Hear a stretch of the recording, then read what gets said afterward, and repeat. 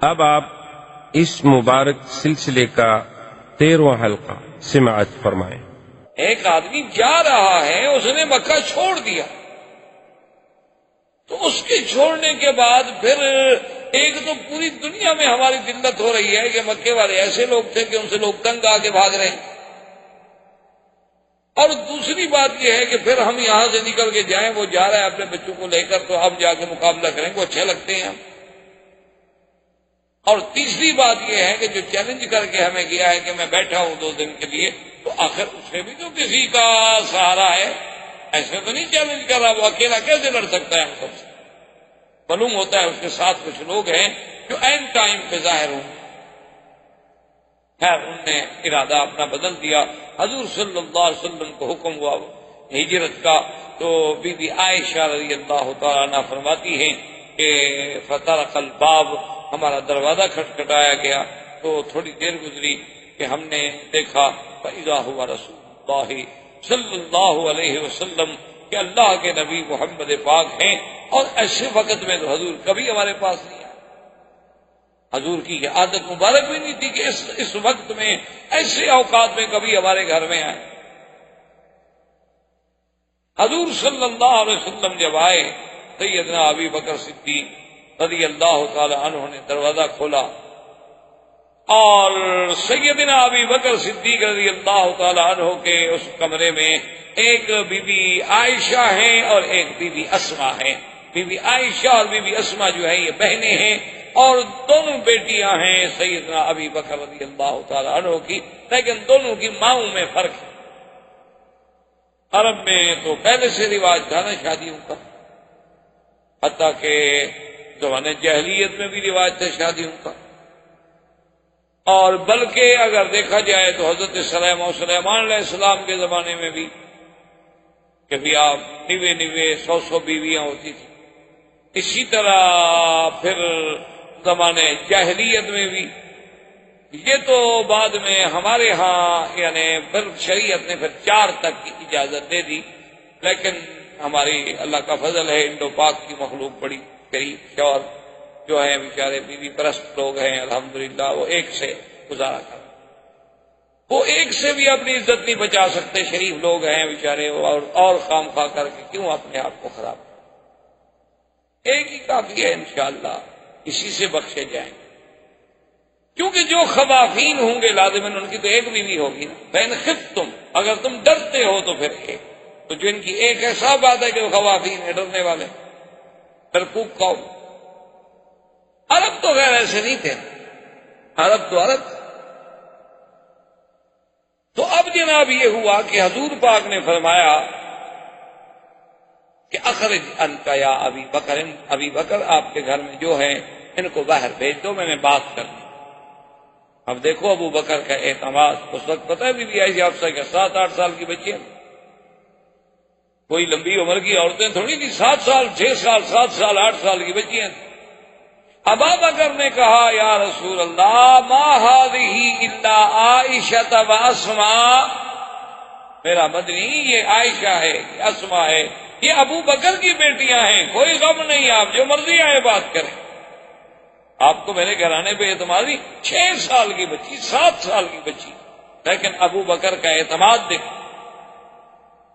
حضور صلی اللہ علیہ وسلم فرمایا انی امرت بالہجرہ، ابو بکر میں اس لیے آیا ہوں کہ اللہ نے مجھے حکم دیا ہے کہ میں اب مکہ چھوڑوں، میں اب ہجرت کروں، ہجرت کا حکم آ گیا ہے۔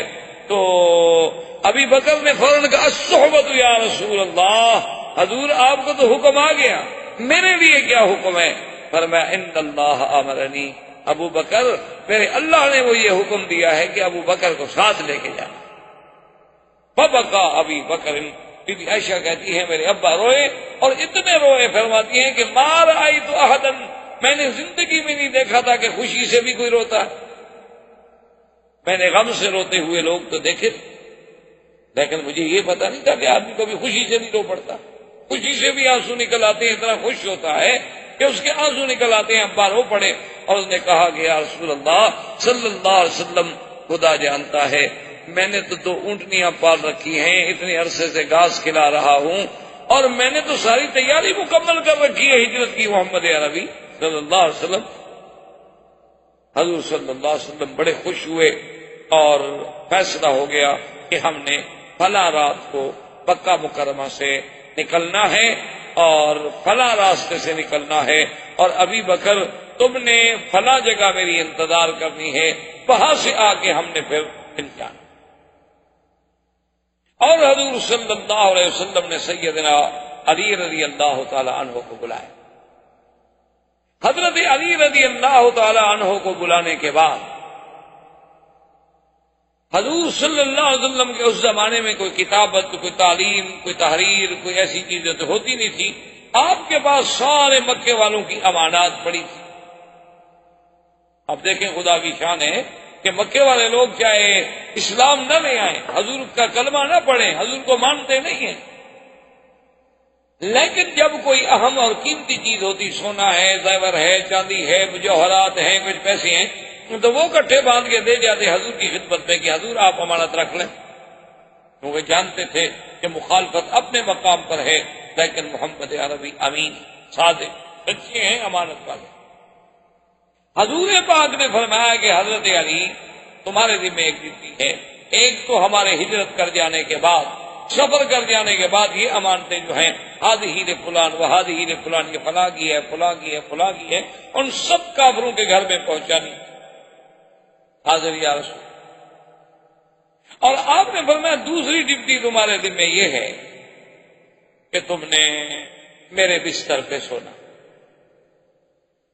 کیونکہ ہم نے رات کے آخری حصے میں سفر کرنا ہے، تم نے میرے بستر پہ لیٹ جانا، اور اوپر کپڑا لے لینا ہے کہ اگر کافر کوئی نگرانی بھی ہماری کر رہے ہوں، چونکہ ہمیں پتا ہے کہ وہ ہمارے پیچھے لگے ہوئے ہیں، ہو سکتا ہے کہ ہماری ہجرت کے وقت میں بھی نگرانی کر رہے ہوں، تو کم از کم انہیں یہ تسلی ہو کہ شاید اللہ کے نبی سو رہے ہیں اور ہمیں کچھ سفر کرنے کا موقع مل جائے۔ تو حضرت علی رضی اللہ تعالی عنہ نے عرض کیا کہ حاضر یا رسول اللہ، حاضر یا رسول اللہ، یا نبی اللہ، بالکل میں حاضر، مجھے کوئی نہیں کہا۔ تو اسی لیے اس میں کوئی شبہ نہیں، یہ بہت بڑا مقام ہے، لیکن بعض روافض اسی بات کو بھی دلیل بناتے ہیں کہ حضور کے بعد تو خلافت کا حقدار حضرت علی تھا، کہ حضور نے اپنی امانتیں جو ہیں وہ حضرت علی کو سپرد کی ہیں، وہ حضور حضرت ابوبکر کو تو نہیں دی۔ اسی طرح امت بھی تو ایک امانت ہے، تو جب امانتوں کے رکھوالے خود حضور حضرت علی کو بنائیں تو حضور کے بعد پھر اور کیسے کوئی آدمی اس امت کا رکھوالا بن سکتا ہے؟ اور دوسری بات یہ ہے کہ حضور کے اس تخت پر، اس چارپائی پر، اس مقام پر حضور کے حکم سے حضرت علی لیٹے ہیں، تو جس کو حضور نے اپنے بستر پہ بٹھا دیا ہو تو اس تخت پہ کوئی اور کون بیٹھ سکتا ہے؟ حالانکہ اصولی سی بات یہ ہے کہ یہ سب قیاسی باتیں ہیں، یعنی خیالات ہیں، دلائل ہیں عقلی، اور آپ کو پتا ہے کہ عقلی دلائل تو ہر کسی کے پاس ہوتے ہیں، ہر قوم کے پاس، ہر مذہب کے پاس، لیکن نا جی اب اتنی ساری دنیا جو ہے بتوں کی پوجا کر رہی ہے، دلائل تو ان کے پاس بھی ہے نا، اپنے دل کو اطمینان دلانے کے لیے آخر کوئی چیز تو ہے جس نے ان کے دماغ کو بھی تسلی دی ہوئی ہے کہ ہم یہ اچھا کام کر رہے ہیں، ورنہ ایک عام آدمی کو پتہ لگتا ہے کہ دیکھو مورتی ہم نے خود بنائی ہے، خود رکھ کے پوج رہے ہیں، کوئی عقل کی بات ہے، لیکن آخر ان کے پاس تو کوئی دلیل ہے نا جو ان کو وجہ اطمینان بنی ہوئی ہے کہ ہمارا کام ٹھیک ہے۔ ورنہ دلیل کا معنی ہمیشہ یاد رکھیں یہ ہوتا ہے کہ اللہ کا حکم کیا ہے، دلیل یہ نہیں ہوتی کہ تم عقل لڑاؤ، ایک بات ہمیشہ یاد ہے، ورنہ دلیل ہر باطل کے پاس ہوتی ہے، ہر فرقے کے پاس دلیل ہوتی ہے، ہر غلط آدمی کے پاس بھی دلیل ہوتی ہے۔ اچھا آپ دو آدمی لڑ جائیں، ہر آدمی جس کے پاس جائیں گے آپ وہ کہے گا نہیں جناب اس کی زیادتی ہے، کمال کرتے ہیں آپ، اس کے پاس جائیں وہ کہے گا نہیں جناب اس کی زیادتی ہے، کمال کرتے ہیں آپ، وہ بھی دلیل دے گا، وہ بھی دلیل دے گا، دلیل تو ظالم کے پاس بھی ہوگی، مظلوم کے پاس بھی ہوگی۔ حالانکہ دلیل کا معنی یہ نہیں ہوتا، ہمیشہ یاد رکھیں، دلیل کا معنی یہ ہوتا ہے کہ اللہ کے رسول کا اس بارے میں کیا حکم ہے۔ اگر اللہ کے رسول کے بارے میں حکم نہ ملے تو پھر اجماع امت کس بات پہ ہے؟ اجماع امت نہ ہو تو پھر ہم قیاس کریں گے کسی دوسرے مسئلے پر۔ یہ چار چیزیں ہیں یہ دلیل نہیں ہوتی کہ اپنا عقل لڑا لیں. اور اگر اپنا عقل لڑائیں تو میں آپ سے پوچھتا ہوں، ایک وہ آدمی ہے جس کو کافروں کی امانتیں ملی ہیں، اور ایک وہ ہے جس کو اللہ نے خود محمد مدنی امانت کے طور پر دیا ہے کہ اس کو ساتھ لے جاؤ، تو حقدار زیادہ کون ہے پھر؟ یعنی ایک آدمی تو ان چاندی سونے کی امانتوں کی حفاظت پہ رکھا گیا ہے، اور ایک آدمی کو خود نبی کے وجود کی امانت سپرد ہوئی ہے کہ ابو بکر یہ تمہارے سپرد ہے. پھر کس کی زیادہ فضیلت ہے؟ ایک آدمی حضور کے بستر پہ لیٹا ہے اور ایک خود محمد مدنی جس کی گود میں لیٹا ہے. ان دو میں سے پھر افضل کون ہوگا؟ حضرت علی تو حضور کے بستر پہ لیٹے اور حضور غار میں ابو بکر کی گود میں لیٹے ہیں، تو پھر آپ بستر پہ لیٹنے والا افضل ہوگا یا جو خود نبی کا بستر بن گیا ہے وہ افضل ہوگا؟ اس لیے عقلی دلائل کی بات نہیں ہوتی، اصل بات قرآن و حدیث کے دلائل کی ہوتی ہے. حضور صلی اللہ علیہ وسلم اللہ کے نبی، یہ سارا فیصلہ ہو گیا. حضور پاک کا گھر مبارک یوں سمجھنے جیسی یہ چھتا بازار ہے، غزہ ہے، ابھی تو یہاں بیت خدیجہ تھا، اور سیدنا صدیق کا گھر تھا جہاں ابھی شرکہ مکہ بنی ہوئی ہے، یہ تھی شار ابی بکر صدیق. اور یہاں پہلے ایک مسجد بھی آتی تھی، مسجد ابی بکر صدیق، اور وہی بیت ابی بکر صدیق تھا.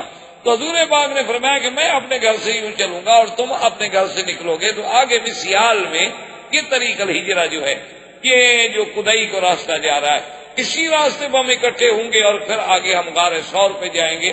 اس کے بعد غار ثور میں رہیں گے، اور تمہارا نوکر، تمہارا غلام جو ہے عامر ابن فہیرہ، اس کے ذمہ یہ ہوگا کہ وہ اپنی بکریاں اور اپنا ریوڑ لے کر اسی راستے سے صبح صبح نماز کے وقت میں ریوڑ نکالے گا، تاکہ جہاں جہاں ہم چلے ہیں ہمارے قدم کے اوپر مال مویشی چل جائے گا، ہمارے پاؤں کے نشان بٹ جائیں گے، تاکہ قریش ہمارے پاؤں ڈھونڈ نہ سکے. حضور صلی اللہ علیہ وسلم نکلے تو 60 قبیلے کے آدمی جو تھے جی تلواریں لے کے کھڑے فاصلہ کر. اور حدیث پاک میں آتا ہے کہ حضور نے مٹی اٹھائی اور اس کے بعد فرمایا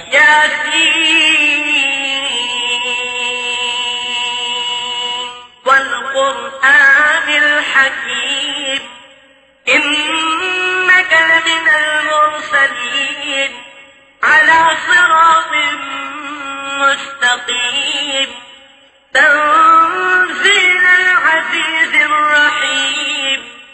پڑھتے گئے حضور وجعلنا من بين أيديهم سدا ومن خلفهم سدا فأغشيناهم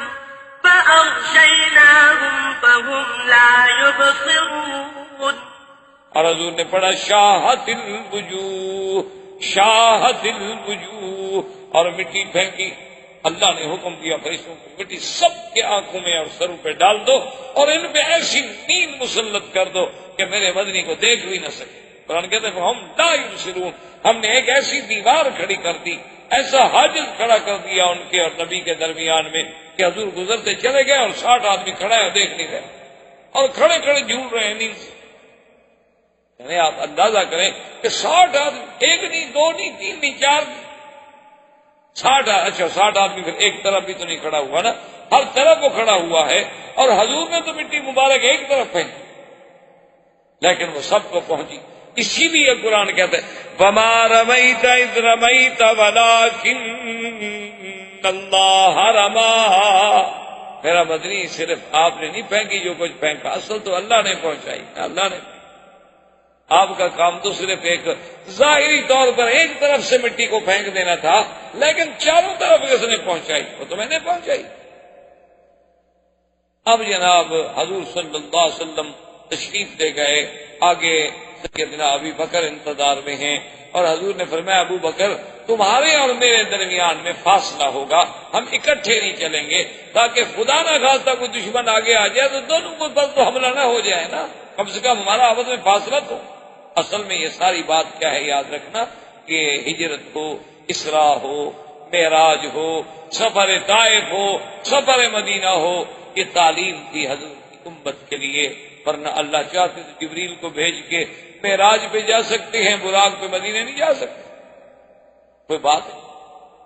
حضور صلی اللہ علیہ وسلم کا سفر اگر آسمانوں تک ہو سکتا ہے اور معراج ہو سکتا ہے، 7ویں آسمان اور سدرۃ المنتہا تک جا کے مکے واپس آ سکتے ہیں، تو مدینے منورہ حضور کو بھیج دینا کون مشکل ہے؟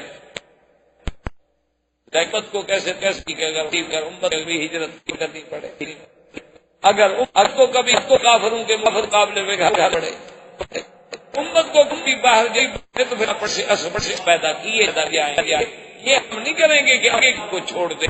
اب کا خالق اللہ تعالیٰ ہے، باپ پر عمل کریں گے اور اللہ تبارک و تعالیٰ پر بھی توکل کریں گے۔ سیدنا ابی بکر فرماتے ہیں میرے لیے بڑی مشکل ہے کہ حضور تو کچھ آگے چلے گئے، میں جب اپنی گلی سے نکلا تو سامنے مجھے ایک کافر آتا ہوا مل گیا، اس نے مجھے تو پہچان لیا اور کہا کہ من هذا الرجل، یہ آگے جو جا رہا تھا یہ کون؟ اس وقت رات ہے، تاریکی ہے، ابھی تو تہجد کا وقت بھی نہیں ہوا، تو اس وقت آپ بھی گھر سے نکلے ہیں اور آگے کو بندہ بھی جا رہا ہے، معلوم تو ہوتا ہے کہ آپ کا کوئی ساتھی ہے، یہ کون ہے؟ ابو بکر فرماتے ہیں کہ اب میں پریشان تھا کہ اگر بتاتا ہوں تو پھر راز نبوت کھل جاتا ہے، اور اگر میں غلط بات کہتا ہوں تو پھر جھوٹ بھی میں نہیں بولنا چاہتا تھا، تو اللہ نے مجھے بات سجائی تو میں نے فوراً کہا کہ رجل یہدینی سوا السبیل، تو بندہ ہے جو مجھے راستہ دکھلاتا ہے۔ اب اس نے سمجھا کہ اچھا ابو بکر کہیں جانا چاہتا ہے، اس کو ساتھ لے آیا کہ مجھے راستہ بتلا دو، راستہ دکھلاتا ہے، اور ابو بکر کہہ رہے تھے کہ راستہ صراط مستقیم، جنت کا راستہ دکھلانے والا ہے، یہ تو وہ بندہ ہے یہدینی سوا السبیل۔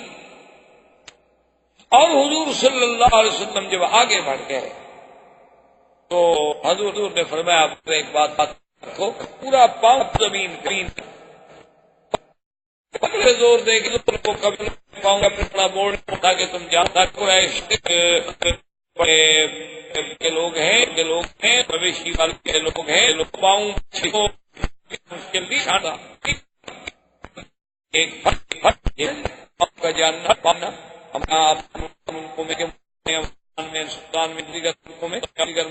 سراغی نے کہا ہے باہر ہوتے ہیں، ایک دفعہ اگر ان کی نظر سے پاؤں گزر چلتا تھا مٹی پہ تو وہ 50 سال کے بعد جب بھی کہیں گے یہ بات کو اتنے اور عرب ماہر ہوتا ہے بڑا ایک عجیب کیا ہے کہ ایک ہاتھی جا رہے تھے، رات میں دیکھا کہ پاؤں ہے نشان ہے، اونٹ پاؤں، 2 اونٹ ہیں، 4 کے پاؤں نشان ہے، تو ایک کہا کہ یہ جو اونٹ ہے یہ لڑا معلوم ہوتا ہے پاؤں کے نے کہا صرف نہیں معلوم ہوتا بھی معلوم ہوتا، ہاں کبھی کبھی ایک، پھر تیسرے نے کہا یہ صرف کان نہیں ہے، اس کو خارش کی بیماری ہے، یہ باتیں کس کی باتیں کر رہے؟ انہوں نے کہا یار ابھی جو گزرے ہیں تو ہمارا خیال ہے کہ ایک جو ہے وہ لنگڑا کا، تمہیں کیسے پتا ہوگا؟ یار پاؤں نہیں دیکھا، پاؤں صحیح سے رکھتا نا برابر، پاؤں میں لنگڑا ہے اور وہ کھانا بھی ہوگا، یہ تمہیں کیسے پتا چلا؟ اس نے کہا ایک طرف کا کھایا ہوا ہے، اس طرف دوسرے منہ کھا بنو ادھر والا اس کو نہ آتا، اور تیسرے نے کہا کہ اس کو خرچ بھی ہو دیکھو لگایا ہے 10 برس کے چل چمٹا اس نے کہا 10 کے ساتھ کر اپنا وجود رگڑا ہے کو لگی ہوئی ہے نا، تو نے تم سچ کہا کہ ہو میرا بھی ٹیڑا کھانا بھی ایسی کے پاؤں دیکھ کر آنے والی، اور کل بھی ہیں دنیا شکنی اتنے سارے ہمارا کے بعد 2 ہوتی ہے، 2 ہوتا ہے، حضرت گائے ہوتی اور جناب پاؤں چھاپیں گے ویسے بھی بکری کا پاؤں، بکری جیسی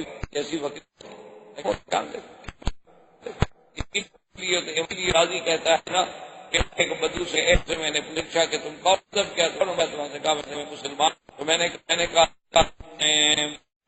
کلمہ پڑھا کہاں پڑھا، خدا دادی کہتے ہیں چلو ہے بدو کے نا ایسے پوچھوں گے خود خدا مجھے مولوی صلی اللہ عجیب آدمی آدمی ہوتا ہے کہ پاؤں بکری کر رہی تھا، اونٹ گزرا ہے، اونٹ پر چل چل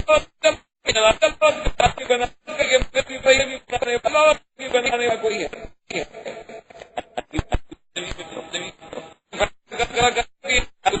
گزرا گزرا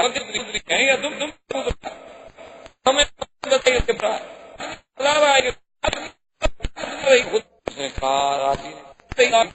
بڑی اچھی دلیل ہے، بڑی اچھی دلیل ہو سکتا ہے نا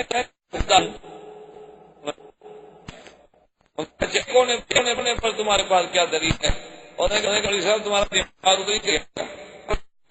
دو ہوتے ہیں کہتا ابھی رات کا جو زور ہو جاتا وہ کمزور بنا بنتا نظام تو نہیں چلتا،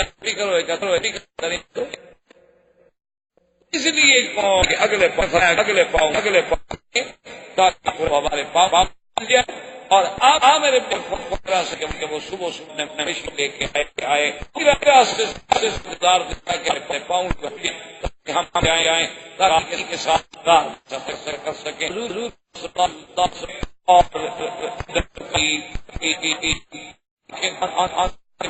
کبھی ہاتھ کی بات ہوتا ہے۔ بات یہ ہے کہ حضور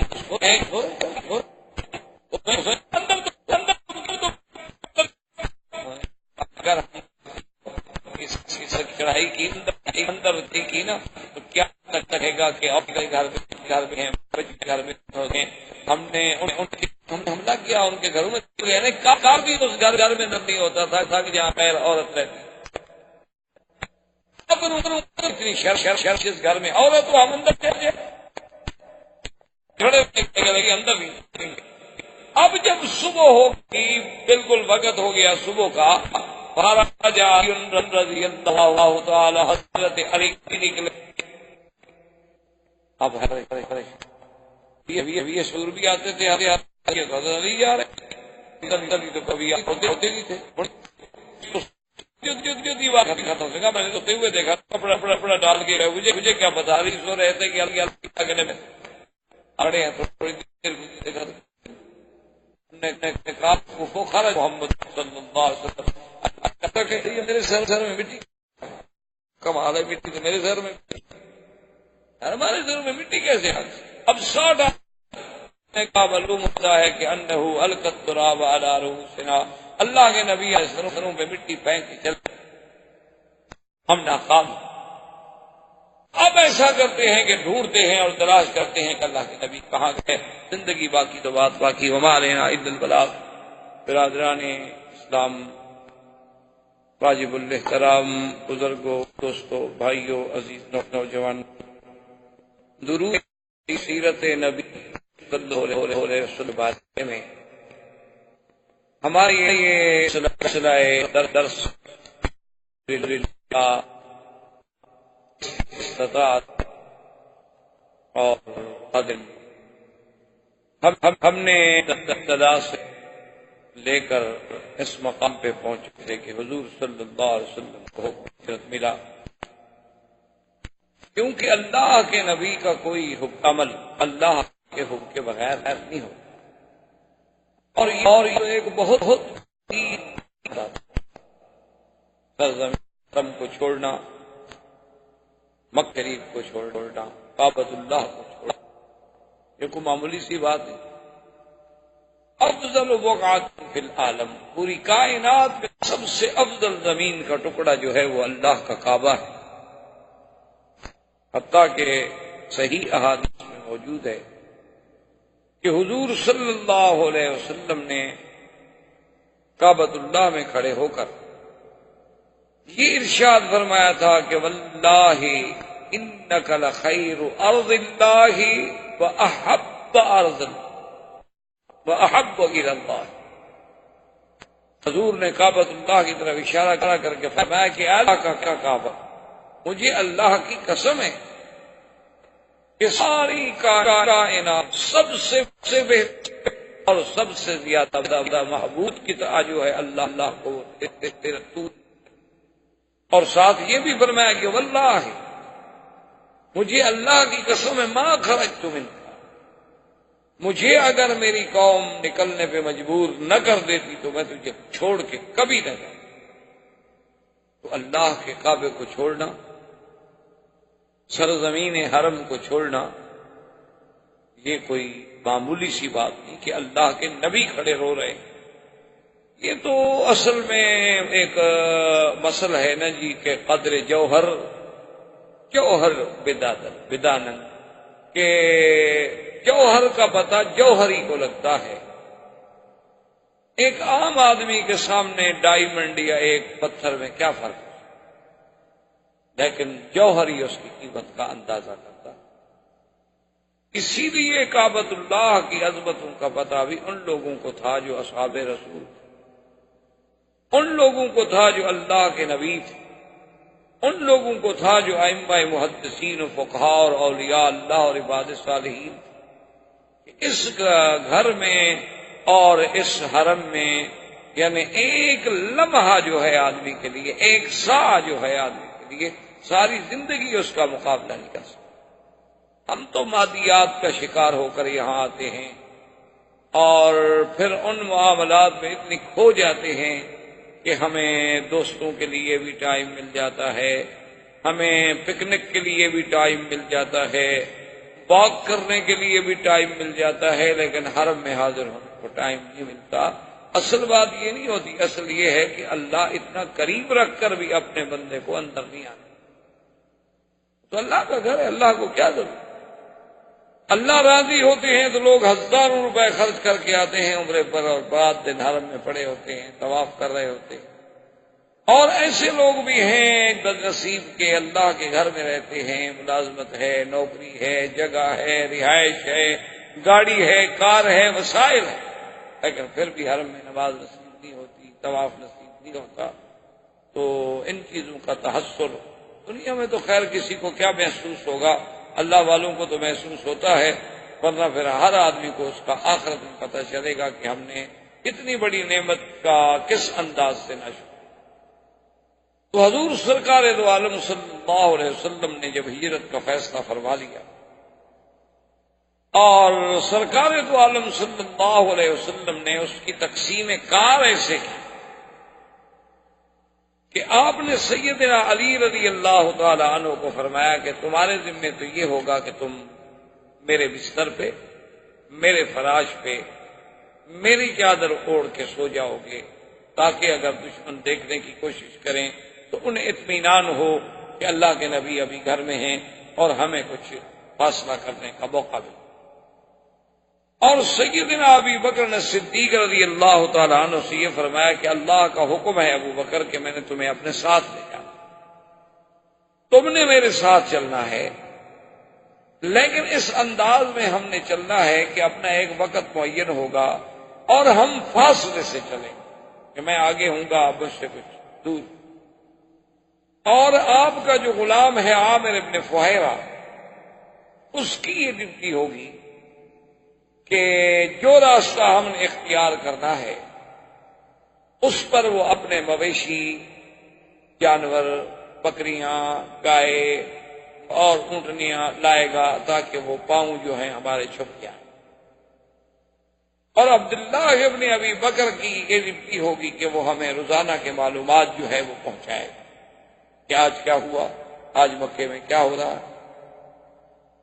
اور بی بی اسما کے ذمہ یہ لگایا گیا کہ تم نے ہمیں طعام پہنچانا ہے۔ یہ ساری تخطیط جو تھی، یہ ساری تنظیم جو تھی، یہ خود حضور سرکار دو عالم رحمت دو جہاں صلی اللہ علیہ وسلم نے خود فرمایا۔ اسی لیے علماء لکھتے ہیں کہ اول فدائی جو ہے میرے مدنی پاک کا اعتبار جان فدا کرنے کے، اس اعتبار سے وہ حضرت علی ہیں کہ اس موقف کو جانتے ہو کہ کافر کتنے دشمن، پھر بستر پہ لیٹ جانا یہ کوئی آسان بات نہیں، یہ بہت بڑی قربانی تھی، بہت بڑی اللہ کے نبی سے محبت کی انتہا تھی کہ آپ نے جان داؤ پہ لگا دی۔ اور سیدنا صدیق رضی اللہ تعالیٰ عنہ کا تو اس سے بھی بڑا امتحان ہے کہ وہ امانت نبوت کو لے کے ساتھ چل رہا، سیدنا علی رضی اللہ تعالیٰ عنہ کے لیے تو خطر اس وقت تک ہے جب تک کہ کافروں کو ہو سکتا ہے پتہ نہ چلے وہ حملہ کر دیں، لیکن جب بات معلوم ہو جائے گی تو بات ختم ہو گئی کہ بھئی اللہ کے نبی تو چلے گئے تو حضرت علی۔ لیکن سیدنا ابی بکر رضی اللہ تعالیٰ عنہ کا جو خطرہ ہے وہ تو سارا سفر میں ہے جب تک کہ حضور مدینے نہ پہنچے، ان کے لیے تو پورا سفر قربانی۔ سرکار دو عالم صلی اللہ علیہ وسلم کے سفر کے لیے سیدنا ابی بکر صدیق رضی اللہ تعالیٰ نے عرض کیا کہ یا رسول اللہ میں نے تو 2 اونٹنیاں پہلے سے تیار کر رکھی اور انہیں بڑا کھلایا ہے پلایا ہے، بڑی تر و تازہ، بڑی موٹی ہیں ماشاءاللہ، بڑی ہمت سے سفر کریں گی اور ہمیں کوئی تکلیف نہیں ہوگی، راستے میں سواری نہیں بدلنی پڑے گی۔ حضور نے فرمایا تم نے کیسے کر لیا؟ انہوں نے کہا رسول اللہ ایک تو میں نے خواب دیکھا تھا کہ ہم سفر جو ہے اکٹھے کر رہے ہیں، اور دوسرا مجھے یقین تھا کہ جب میں اجازت مانگتا ہوں ہجرت کی مکے سے جانے کی تو آپ مجھے اجازت نہیں دیتے، آپ کہتے ہیں کہ صبر کرو، سب کو تو اجازت مل رہی ہے۔ آپ نے فرمایا ابو بکر رضی اللہ تعالی عنہ بات ٹھیک ہے، تم نے بہت اچھا کیا، لیکن میں تمہیں 1 اونٹنی کے پیسے ادا کروں گا۔ تو سیدنا صدیق رضی اللہ تعالیٰ عنہ کیا رسول اللہ میرا تو سب کچھ آپ، میں نے تو اپنا سب کچھ لٹا دیا ہے، تو اب 1 اونٹنی کے پیسے لے کے میں نے کیا کرنا ہے؟ حضور نے فرمایا نہیں ابو بکر یہ بات نہیں، اصل مسئلہ یہ ہے کہ میں اپنی ہجرت کے ثواب کو ناقص نہیں کرنا چاہتا تاکہ اس کا پورے کا پورا ثواب جو ہے وہ مجھے حاصل۔ اسی لیے یہ ضروری ہوتا ہے کہ آپ حج پہ جا رہے ہیں، آپ عمرے پہ جا رہے ہیں، آپ عبادت پہ جا رہے ہیں، تو بہتر یہ ہوتا ہے کہ ہر ساتھی اپنا حصہ ڈالے تاکہ اس کے ثواب میں کیوں کمی آئے۔ آج کل کے دور میں یہ بات جو ہے صرف ہم نے دیکھا ہے، سنا ہے، کیونکہ کبھی جانے کا اتفاق تو ہوا نہیں۔ تبلیغی جماعت والے حضرات جو ہیں بڑی پابندی کرتے ہیں، اور بہت اچھی بات، شریعت کا حکم، اللہ رسول کا حکم ہے، سنت محمد مصطفیٰ، سنت کے عمل میں، قرآن کے عمل میں بڑی طاقت ہے جس کو ہم سمجھتے نہیں ہیں، بڑی مشکل ہی ہے ہماری، کیونکہ ہماری آنکھوں پہ مادیت کی ایسی پٹی چڑھ گئی ہے، ہماری آنکھوں پر کفر نے اسباب ظاہرہ کی ایسی پٹی بٹھا دی ہے کہ ہماری آنکھوں میں صرف یہ اسباب ہی رہ گئے ہیں، مسبب الاسباب تک ہماری نظر ہی نہیں جاتی۔ اب آپ دیکھیں نا جی کہ کوئی تصور نہیں کر سکتا، یہ کچھ سوچ سکتا ہے کہ ایک جگہ صحابہ رضوان اللہ علیہم اجمعین نے کافروں کے علاقے پہ حملہ کرنا تھا، تو کافروں نے اپنے فون میں بھیجا کچھ لوگوں کو جاسوس بنا کر کہ مسلمانوں کو پتہ کرو بھی کتنی تعداد ہے، کتنی عدد ہے، کتنا لشکر ہے، ان کے پاس کتنے اونٹ ہیں، کتنا گھوڑے ہیں، کتنے ہتھیار ہیں۔ اتفاق کی بات یہ ہے کہ وہ جاسوس ایسے وقت پہ آیا کہ نماز کا وقت تھا، ندی کے کنارے پر صحابہ بیٹھے ہوئے تھے وضو کرنے کے لیے، اور سب مسواک کر رہے، مسواک سنت دانت صاف کر۔ وہ جاسوس بڑے غور سے، چونکہ وہ تو دور سے دیکھ رہا تھا، دیکھتے دیکھتے واپس جب گیا تو اس نے اپنے لوگوں سے کہا، اس نے کہا کہ بھئی عدد تو مجھے سمجھ نہیں آتا کہ ان کا کتنا ہے، وہ تھوڑا سا عدد لگتا ہے، کوئی اونٹ گھوڑے بھی اتنے نہیں لگتے، لیکن یہ تو کوئی عجیب قوم ہے، خدا رحمت کرے، پتہ نہیں یہ آدم خور تو نہیں ہو، تو دانت تیز کر رہے۔ میں کہا اچھا، کہاں دیکھو نا، اگر ایک آدمی کا دانت خراب ہو سکتا ہے، سب کے کیسے خراب تھے کہ ایک ہی وقت میں ایک ہی ٹائم پر ایک ہی کنارے پہ بیٹھ کے اور سارے ایک ہی لکڑی اور ایک ہی طرز پہ استعمال کر رہے ہوں۔ اللہ تبارک و تعالیٰ معاف فرمائے۔ تو اللہ کی قدرت دیکھیں، اسے ایک سنت کا ایسا روب کافروں کے دل میں پڑا کہ وہ قلعہ چھوڑ کے بھاگ گئے۔ انہوں نے کہا کہ بھی پھر آدم خور مخلوق سے کون لڑ سکتا، یہ تو اچھی بات ہے، ایک بات اور لوگوں کو سنائیں تو ان کے لیے ایک تضحیق ہوگی، دھوکا ہوگا۔ ابھی آپ دیکھ رہے ہیں، ابھی چند دنوں کے پہلے سے ابھی واقعہ ہے کہ ابھی آپ نے دیکھا اخباروں میں آپ پڑھ رہے ہیں، ایران افغانستان کی جنگ کا، دعا کریں اللہ محفوظ رکھے، اللہ دونوں کو نقصان سے بچائے، اور وہ تو اتنا بڑا پھر نقصان ہوگا کہ عالم اسلام پتہ نہیں کہاں پھر 100 سال کے لیے پیچھے جا پڑے گا، اور یہی تو کافر چاہتے ہیں۔ اب جناب وہ فوجیں اور یہ اور وہ جب آ گئی، اب 3 لاکھ بارڈر پہ ایک منظم فورس پڑی ہو، اور مقابلہ کن سے ہے؟ مدرسوں کے لڑکوں سے جو انہوں نے کبھی نہ جنگ لڑی ہے، نہ ٹریننگ ہے، نہ کچھ ہے۔ کیا مقابلہ؟ اب سوچو کیا مقابلہ؟ تو ان کے جو امیر تھے نا ان لڑکوں کے، انہوں نے کہا کہ بھائی جتنے علماء ہیں اکٹھے کرو۔ تو تقریباً جو ہمیں سنایا گیا یا معلوم ہوا یا اخباروں میں پڑھا کہ تقریباً کوئی 6000 کے قریب علماء اکٹھے ہوئے۔ اس نے کہا کہ مجھے یہ فتویٰ دو کہ یہ جو ہماری جنگ ہونے والی ہے اور 3 لاکھ فوج ہمارے ہمسائے نے ہمارے خلاف لگا دی ہے، کیا وہ کافر ہے شیعہ؟ اگر تو کافر ہے پھر تو ہمیں جنگ لڑنی ہے، اور اگر وہ مسلمان ہیں تو پھر تو ہم ان سے جنگ نہیں کر سکتے، مسلمانوں سے کیسے لڑیں؟ پھر تو یہ ہوگا ہمارا فیصلہ کہ ہم نہیں پہلی گولی چلائیں اور نہ ہم ان کے علاقے میں قدم رکھیں گے۔ اگر انہوں نے ہمارے اوپر گولی چلائی اور قدم رکھا تو ہم ڈیفینس کریں گے جس کی ہمیں شریعت اجازت ہے، پھر ہم دفاعی جنگ تو لڑیں گے، لیکن کسی مسلمان کے ساتھ اب لڑ تو نہیں سکتے کہ ابتدا کریں۔ اس پہ علماء کا بورڈ بیٹھا، اللہ نے مہربانی کی، ان کو فوراً فیصلہ کرنا پڑا کہ جی ہم نہیں لڑتے۔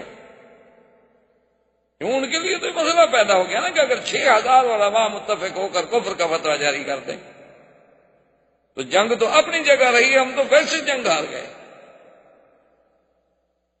اور اگر وہ کفر کا فتویٰ جاری نہ کریں تو وہ کہتے ہیں ہم تو لڑتے نہیں، ہم تو مسلمانوں کے خلاف کبھی نہیں لڑیں گے، اسلام کے خلاف کون لڑ سکتا ہے؟ تو ایک سنت پر عمل کرنے کا جو اللہ کے نبی کا حکم ہے، اس کا کتنا بہتر ہوئی کہ دونوں الحمدللہ ذرا تھم گئے، اور اللہ پاک کرے کہ دونوں کو اللہ اصلاح کی توفیق عطا فرمائے، کیونکہ ہم اس لڑائیوں کے جھگڑوں کے متحمل نہیں ہو سکتے، امت اسلام کو ابھی اتنا وقت نہیں فرصت۔ تو خیر یہ سارے انتظامات کرنے کے بعد حضور صلی اللہ علیہ وسلم جب باہر نکلے تو کافر آپ کے گھر کے باہر کھڑے تھے، حضور پاک نے مٹی دی، سورۃ یاسین کی آیات مبارک پڑھی، وجعلنا من بين أيديهم سدا ومن خلفهم سدا فأغشيناهم فهم لا يبصرون۔ شاہت الوجوہ، شاہت الوجوہ، شاہت الوجوہ پڑھ کے حضور نے پھینکا، اللہ نے وہ مٹی جو تھی تمام کافروں کی آنکھوں میں سروں میں ڈالی، وہ سب کے سب غنودگی کا شکار ہو گیا۔ حضور صلی اللہ علیہ وسلم تشریف لے گئے۔ یہ اب آپ یوں سمجھیں کہ جیسے اب محلہ مسفلہ ہے، یہ حرم کے سامنے مکہ کمپلیکس ہے، یہ سارا راستہ جو یہ مسیال کہلاتا ہے، اور یہی آگے جا کے شہر ابی بکر صدیق ہے، شہر ابراہیم الخلیل ہے، اور یہی راستہ پھر جا کے کدائی سے ہوتا ہوا غار ثور کی طرف، جس کو آج کل مخطط دار الہجرہ کہتے ہیں، اصل یہی طریقہ الہجرہ۔ حضور صلی اللہ علیہ وسلم اسی طرف روانہ ہوئے، اور کافروں نے جب کافی دیر ہو گئی، صبح کا وقت قریب آ گیا، وہ حیران ہو گئے کہ حسب عادت آج حضور صلی اللہ علیہ وسلم باہر نہیں آئے۔ تو ایک نے کہا کہ چلو بھی دیکھتے ہیں، وہ دیوار پہ چڑھ کے اس نے دیکھا، اس نے کہا کہ بھئی حضور تو سو رہے، چارپائی پہ لیٹے ہوئے ہیں، کپڑا پہنا ہوا۔ اب دیکھیں کہ 60 آدمی، 60 نوجوان جنگجو قبائل کے آدمی اور بڑے معروف جنگی لوگ باہر کھڑے ہوئے ہیں، لیکن دشمن کے گھر میں داخل نہیں ہوتے، بھی اندر کود جاؤ۔ تو علماء نے لکھا کہ وجہ یہ تھی کہ یہ عرب میں آر تھی کہ جس گھر میں بچے ہوں، عورتیں ہوں، اس گھر میں داخل کیسے؟ کہتے ٹھیک ہے دشمنی ہے، جب مرد نکلے گا قتل کر دیں، لیکن جس گھر میں کوئی عورت ہو، کوئی خاتون ہو، اس گھر میں ہم رات کو کیسے داخل ہو جائیں؟ یہ تو بے حرمتی ہے، یہ تو کسی دوسرے کی عزت کی توہین ہے۔ یعنی کافروں کو یہ خیال تھا۔ اب آپ خود اندازہ کر لیں کہ آج مسلمانوں کو بھی کیا یہ خیال ہے۔ آج تو ہم جس دور سے گزر رہے ہیں، بیٹے اپنے ماؤں کے قاتل، کئی دفعہ اخبار میں آتا ہے بیٹے نے ماں کو قتل کر دیا، بیٹے نے باپ کو قتل کر دیا، بھائی نے بہن کو قتل کر دیا، بھائی نے بہن کو بیچ دیا۔ ہم تو اس دور میں گزر رہے۔ اب ان نے دیکھا، تھوڑی دیر گزری، انہوں نے کہا بھی یہ تو نہیں ہو سکتا کہ اتنی لمبی دیر اور اس وقت تک حضور لیٹے رہے، تو انہوں نے کہا بھی کوئی خاتون کوئی بچہ، اب چونکہ صبح بھی قریب آنے لگ گئی، انہوں نے کہا نہیں اندر کوئی خاتون کوئی بچہ کوئی عورت تو نظر نہیں. انہوں نے کہا پھر ہم کیوں کھڑے ہوئے ہیں بھائی، چلو اندر. سب نے جناب جب اندر آئے تو حضرت علی اٹھے، کپڑا ہٹایا چہرے سے، فقال فیضا ہوا علی. انہوں نے کہا یہ تو حضرت علی لیٹے ہوئے ہیں. تو انہوں نے حضرت علی سے پوچھا کہ این رسول اللہ، محمد مصطفیٰ کہاں ہیں؟ تو حضرت علی نے فرمایا کہ میں کیا بتا سکتا ہوں کہ وہ اس وقت کہاں ہوں گے. بات اس کی ٹھیک تھی، حضرت علی نے جھوٹ تو نہیں بولا. کیوں؟ اللہ کے ماننے والے جو ہیں وہ کبھی جھوٹ تھوڑا بولے. حضرت مولانا قاسم نانوتوی رحمۃ اللہ علیہ جن نے دارالعلوم دیوبند کی بنیاد رکھی، انگریزوں نے ان کے وارنٹ جاری کیے اور انگریز ان کو سزائے موت دینا چاہتے. تو دوستوں نے انہیں مشورہ دیا کہ حضرت یہ بہت بڑا مسئلہ ہے اور کفر کی طاقت ہے، انگریز کی حکومت ہے، اور وہ اندر کے لوگوں نے ہمیں بتایا ہے کہ وہ آپ کو سزائے موت دینا چاہتے ہیں، آپ مہربانی کر کے چھپ جائیں. حضرت مولانا قاسم نانوتوی رحمۃ اللہ علیہ دوستوں کے مشورے کے بعد، علماء کے مشورے کے بعد چھپ گئے. 3 دن کے بعد دوستوں نے دیکھا کہ وہ تو پھر مسجد میں کھڑے نماز پڑھ رہے.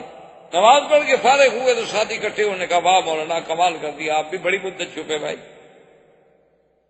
اور 3 دن کے بعد ہی اگر باہر نکل آنا تھا تو پھر چھپنے کی ضرورت ہی نہیں تھی. انہوں نے فرمایا کہ حضور غار میں ہجرت کے 3 راتیں رہے تھے، تو غار میں جو 3 راتوں سے زیادہ میرا محبوب نہیں رہا تو میں نے سمجھا کہ سنت کے خلاف.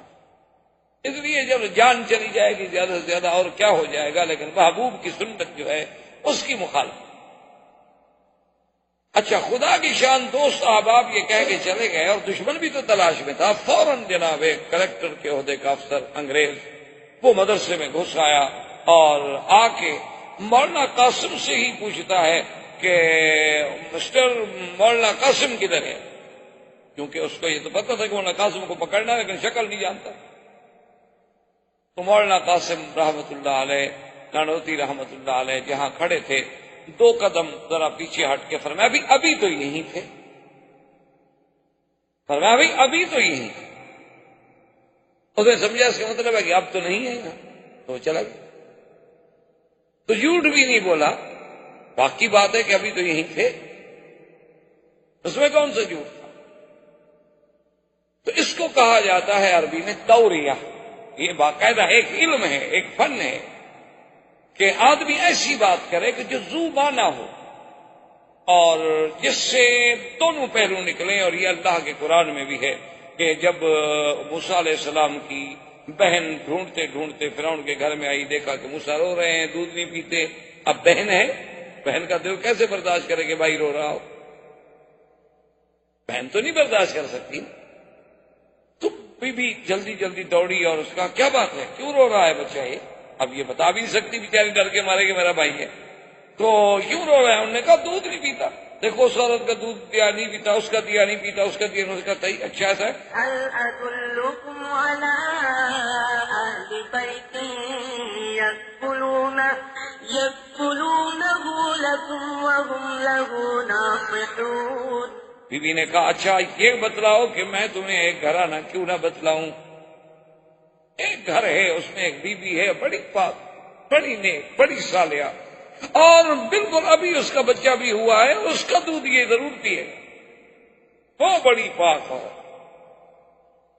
اب جب فرعون آیا نا جی، تو قرآن میں ہے، مفسرین لکھا ہے کہ جب بی بی نے یہ کہا نا کہ وَهُمْ لَهُ نَاصِحُونَ، اور وہ گھرانے والے، وہ عورت جو ہے دودھ پلانے والی اس بچے کی خیر خواہ بھی ہے، اس کی ہمدرد بھی ہے. تو فرعون کو فوراً سوچی، انہوں نے کہا بن ادھر آؤ، تمہیں کیسے پتا ہے کہ وہ عورت اس بچے کی خیر خواہ ہے؟ اس کو کھٹکا کہ کہیں وہ عورت حقیقتاً تو اس کی ماں نہیں، اور یہ بچی جو ہے وہ جانتی ہے کہ یہ موسیٰ یہ بچہ کون ہے، تو اس کا مطلب ہے کہ میں جس بچے سے ڈر رہا ہوں کہ یہ وہ بچہ تو نہیں ہے. تو فرعون کی تو آنکھیں سرخ ہو سکا، تم نے کیسے کہہ دیا کہ وہ اس کی خیر خواہ ہے؟ انہوں نے کہا فرعون تم نے سمجھا نہیں، لہو ناصحون، میرا مقصد یہ تھا کہ وہ اس کے خیر خواہ ہے، تیری خیر خواہ ہے. اب ضمیر کا مرجع ادھر بھی ہو سکتا تھا، ادھر بھی ہو سکتا تھا کہ لہو اس کے لیے یا اس کے لیے. میں نے تو کہا تمہاری خیر خواہ ہے، یعنی تمہاری مخالف نہیں، تم نہ ڈرو، وہ تمہارے ماننے والی عورت ہے. اچھا اچھا اچھا ٹھیک ہے، تو پھر مطمئن ہو گیا، تو تمہیں میری خیر خواہ ہے نا، بچے کی خیر خواہ تو نہیں ہے۔ تو اس لیے اس کو کلام عرب میں کہا جاتا ہے توریہ، کہ دشمن کے سامنے آدمی ایک ایسی بات کہے کہ آدمی اپنی جان بھی بچ جائے اور جھوٹ بھی نہ ہو، واقعتاً جھوٹ بھی نہ ہو، اور جان کے بچانے کے لیے اس قسم کے کلمات کہنے جو ہیں اس کی اجازت۔ اب جب انہوں نے حضرت علی رضی اللہ تعالیٰ عنہ کو دیکھا تو انہوں نے کہا کہ یہاں تو اللہ کے نبی نہیں ہے، فوراً ابو جہل نے کہا دیکھو دوڑو، اس نے کہا فوراً دوڑو، جلدی کرو اور جلدی پہنچو، بس اگر نبی اپنے گھر میں نہیں ہے نا تو پھر وہ ابو بکر کے گھر میں چھپے ہوں۔ یعنی ابو جہل کا بھی یہ عقیدہ تھا کہ اللہ کا نبی اپنے گھر کے بعد اگر کوئی مقام ہو سکتا ہے تو وہ ابو بکر کا۔ دشمنی اپنی جگہ۔ دوڑے دوڑے جب آئے اور حضرت صدیق کے دروازے پہ آ کے کھٹکھٹایا، ابو جہل ہے، ساتھی ہیں، جوان ہیں، تو اندر سے بی بی اسما نکلی۔ یہ بی بی اسما جو ہیں یہ سیدہ عائشہ کی بہن، ماں کا فرق ہے باپ کے، بی بی عائشہ کی ماں الگ ہے، بی بی اسما کی ماں الگ ہے، لیکن باپ دونوں کے ابو بکر ہیں اور دونوں باپ کی طرف سے بہنیں ہیں۔ اور یہ وہ بی بی اسما ہیں جو عبداللہ ابن الزبیر کی والدہ، اور یہ وہ بی بی اسما ہیں کہ جن کی بہادری کا یہ عالم تھا کہ جن کو اللہ نے اتنی بہادری دی تھی کہ یہ 8 سال کی بچی بھی جب حضور کا کھانا لے کے غار میں پہنچانے جاتی۔ تم آپ تو ایک دن ذرا غار میں چڑھ کے دیکھیں، بلکہ مکے کے لوگ جو بڑے بڑے پرانے لوگ ہیں، خبراء ہیں، پرانے علم والے، پرانی زندگی گزارنے والے، وہ کہتے ہیں خدا کی شان ہے کہ غار ثور میں آج بھی جس کے دل میں ابو بکر کی دشمنی ہو وہ غار ثور پہ نہیں چڑھ سکتا۔ وہ کہتے ہیں شرط لگا لیں کسی دشمن کو لے آئیں، اس کو کہیں گے اس پہاڑ پہ چڑھ، وہ کبھی نہیں پہنچے گا غار تک، اللہ اسے پہنچنے ہی نہیں دیتے وہاں۔ کہ جب تم منکر ابو بکر ہو تو پھر وہاں جانے کا کیا مطلب؟ تو سیدہ اسما جو ہیں یہ اتنی بہادر بچی ہے کہ 8 سال کی عمر ہے۔ 8 سال کی عمر کیا ہوتی ہے؟ ہمارے بچے بھی تو ہیں نا 8 سال کے، آپ دیکھیں کیا کرتے ہیں ماشاءاللہ۔ ہاں البتہ ٹی وی وی سی آر یہ چلا لیتے ہیں، اس میں ماہر ہیں، اس میں خاصی ترقی کی ہے ہماری نسل نے ماشاءاللہ، بہت آگے جا رہی ہے۔ اور اب تو ایسی ترقی کر گئے ہیں کہ فلمیں جو دیکھتے ہیں نا اپنے گھروں سے چھلانگ لگا کے کئی بچے مر گئے، اور ان بچوں کے لباس اور کپڑوں کو دیکھیں تو آدمی حیران ہوتا ہے کہ پتہ نہیں یہ کس خطے کی مخلوق ہے۔ میں تو کبھی کبھی سوچتا ہوں کہ دیکھتا ہوں نا ٹوپیاں، رنگ برنگی کپڑے پلاسٹک کے، اور بوٹ اتنے بڑے کہ بچے سے بھاری، اتنے بڑے بڑے بوٹ باندھنے کے لیے 3 آدمی آ جائیں، ایک دفعہ بند جائے تو 3 گھنٹے نہیں کھلتے، اللہ کا عذاب ہے مستقل۔ کیا ہے نقل کرنی ہے، ایک انگریز پہنتا ہے تو ہمارے بچے کیسے نہ پہنے؟ نہ آرام مقصود ہے نہ عزت مقصود ہے، نقل ہے۔ وہ بدبخت اگر آج بھویں اور بال سب صاف کرا دینا، دیکھ لیں گے آپ 4 دن کے بعد ہی سب صاف، ساری بدقسمت کی ہے۔ لیکن 8 سال کی بچی ہے، دیکھو باہر نکلی تو ابو جہل جیسا آدمی، ابو جہل 6 فٹ سے بھی لمبا آدمی، اور بڑا قداور، بڑا زوردار اور بڑا ڈیل ڈال۔ اس نے کہا کہ اسما این ابو کی، تمہارا باپ کہاں ہے؟ وَأَيْنَ رسول اللہ، اور محمد مصطفیٰ کہاں ہے؟ اس نے کہا ابو جہل مجھے نہیں پتا کہ وہ اس وقت کہاں ہے۔ تو ابو جہل نے غصے میں آ کر بدبخت نے سیدہ اسما کے چہرے پہ تھپڑ ڈالا۔ باقاعدہ کتابوں میں لکھا ہوا ہے کہ دائیں رخسار پہ سیدہ اسما کو ابو جہل نے تھپڑ مارا تو بائیں کان کی بالی جو تھی وہ کان سے ٹوٹ کے ایک فرلانگ دور جا پڑی، اتنا زور سے اس ظالم نے مارا، لیکن بی بی سہ گئی اور راز نبوت نہیں کھولا۔ مجھے نہیں پتا کہاں ہے۔ اب شرمندہ بھی ہوا کہ میں نے ایک بچی پہ ہاتھ اٹھایا، اب سب عرب دیکھ رہے ہیں یہ کیسا بدبخت ہے، لڑکیوں کو مارتا ہے۔ فوراً شرمندہ ہوا، واپس آیا، دارالندوہ میں پہنچا اور فوراً میٹنگ کال کی۔ انہوں نے کہا کہ دیکھو اللہ کے نبی تو چلے گئے، لیکن اگر وہ ہم سے نکل گئے اور کسی بھی طرح وہ مدینہ منورہ پہنچ گئے تو پھر ہماری خیر نہیں ہے۔ اس لیے ہمیں فوراً ہر ممکن تلاش کرنی چاہیے، اور 100 اونٹنی کا اعلان کیا ابو جہل نے کہ جو آدمی اللہ کے نبی کی خبر لائے گا میں اس کو 100 اونٹنی انعام دوں۔ اب جناب کفار قریش دوڑ پڑے اور ادھر میرے بدنی آگے آگے جا رہے ہیں، سیدنا صدیق پیچھے جا رہے ہیں، اور جب غار کے پہاڑ کے قریب پہنچے، حضور تھوڑے سے اوپر چڑھے تو سیدنا ابو بکر کہتے ہیں کہ حضور کی انگلیاں مبارک میں خون بھر گیا، ان کے نازک بدن تھا کہ حضرت انس فرماتے ہیں کہ میں نے تو ایسا ریشم و کم خواب بھی نرم نہیں دیکھا جیسے حضور کی تلیاں مبارک نرم تھی۔ تو حضرت صدیق سے نہ رہا گیا، حضرت صدیق رضی اللہ تعالیٰ عنہ نے عرض کیا کہ یا رسول اللہ ارکب علی کتفی، حضور میں بیٹھ جاتا ہوں آپ میرے کندھے پہ سوار۔ حضور نے فرمایا ابو بکر کیا کرنے کا؟ حضور میں آپ کی تکلیف نہیں دیکھ سکتا، ان پتھروں پہ چلتے ہوئے آپ کے پاؤں، آپ کا جسم، آپ کا جسد مبارک ایک تکلیف محسوس کر رہا ہے، ابو بکر یہ برداشت نہیں کر سکتا۔ تو حضور صلی اللہ علیہ وسلم آپ کے کندھے پہ بیٹھے اور ابو بکر اٹھا کے چلے۔ اسی لیے ایک آدمی نے جب حضرت علی سے پوچھا کہ من اعلم الناس، کہ حضور کے صحابہ میں سب سے بڑا علم والا کون تھا؟ قال ابی بکر، ابو بکر۔ نے کہا عجیب بات ہے، ابو بکر آپ سے بھی بڑے عالم؟ انہوں نے کہا حضور نے اپنے مصلی پہ ابو بکر کو کھڑا کیا ہے، اگر ابو بکر سے بڑا عالم کوئی ہوتا تو حضور اس کو مصلی پہ کھڑا کرتے، کیونکہ حضور کا فرمان ہے کہ فَلْيَؤُمُّكُمْ أَعْلَمُكُمْ، تمہارا امام وہ بنے جو سب سے بڑا عالم۔ اب اس نے سوچا، اس نے کہا اچھا یہ تو بتائیں سیدنا علی کہ حضرت ابو بکر سے یا حضور کے صحابہ میں سب سے بڑا بہادر کون ہے؟ کیونکہ حضرت علی بہت بہادر۔ تو حضرت علی نے پتہ کیا کہا؟ اس نے کہا ابو بکر، سب سے بڑا بہادر بھی ابو۔ کہا کیا کہہ رہے ہیں؟ انہوں نے کہا کیا کہہ رہے ہیں؟ عجیب بات ہے کہ خدا نے کے کعبے میں جو بت بنے ہوئے تھے دیواروں پر، تو حضور پاک نے مجھے فرمایا کہ علی تم ایسے نیچے ہو جاؤ، میں تمہارے کندھے کے قبر کے اوپر کھڑے ہو کر ان بتوں کو مٹا دوں۔ تو ابھی حضور نے ایک قدم رکھا تو میں نے کہا قطن یا رسول اللہ، بس بس بس یا رسول اللہ، میری کمر ٹوٹ جائے گی۔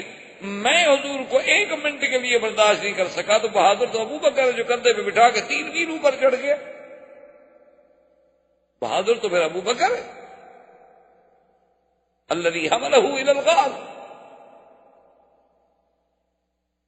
اور اللہ کی شان دیکھیں کہ ایک دل میں جب بغض ہو نا جی تو پھر باتیں بغض والی سوجتی ہیں، محبت ہو تو محبت والی سوجتی ہیں۔ یعنی اگر آپ سبز اینک لگائیں گے تو ماحول سبز نظر آئے گا، اور سرخ شیشے ہوں سرخ نظر آئے گا۔ ایک عالم دین تقریر فرما رہے تھے یہی واقعہ غار کا، ہجرت کا، کہ سیدنا ابو بکر اپنے کندھوں پہ بٹھا کے سرکار دو عالم صلی اللہ علیہ وسلم کو غار تک لے گئے، تو یہ فضیلت اور کسی کو نہیں ملی کہ اس نے کبھی حضور کو اٹھایا ہو۔ تو ایک منکر صدیق نے، ایک شقی نے، ایک بدبخت نے یہ لکھا، انہوں نے کہا کہ جی یہ کون سی فضیلت ہے کہ ابو بکر کے کندھوں پہ حضور بیٹھ گئے؟ تو حدیث میں موجود ہے کہ رکب علی حمار، حضور تو گدھے پر بھی سوار ہوئے ہیں، اگر ابو بکر پہ سوار ہو گئے تو کیا ہو گیا؟ انہوں نے کہا یہ کون سی فضیلت ہے کہ آپ اہل سنت والجماعت اس بات کو بھی فضیلت میں شمار کرتے ہیں کہ حضور اس کے کندھے پہ بیٹھے تھے؟ تو حضور صلی اللہ علیہ وسلم تو گھوڑے پہ بھی بیٹھے ہیں، اونٹ پہ بھی بیٹھے ہیں، گدھے پہ بھی بیٹھے ہیں، ابو بکر پہ بھی بیٹھ گئے، نعوذ باللہ، تو کیا ہو گیا؟ یعنی مقصد اعتراض۔ تو انہوں نے فرمایا کہ میرے بھائی بالکل ٹھیک ہے، ہم مانتے ہیں، لیکن تم نے اصل بات کو سمجھا نہیں ہے۔ حضور اونٹنی پہ بھی بیٹھے، براق پہ بھی بیٹھے، حضور گھوڑے پہ بھی بیٹھے، حضور گدھا پہ بھی بیٹھے، حضور خچر پہ بھی بیٹھے، حضور دلدل پہ بھی بیٹھے۔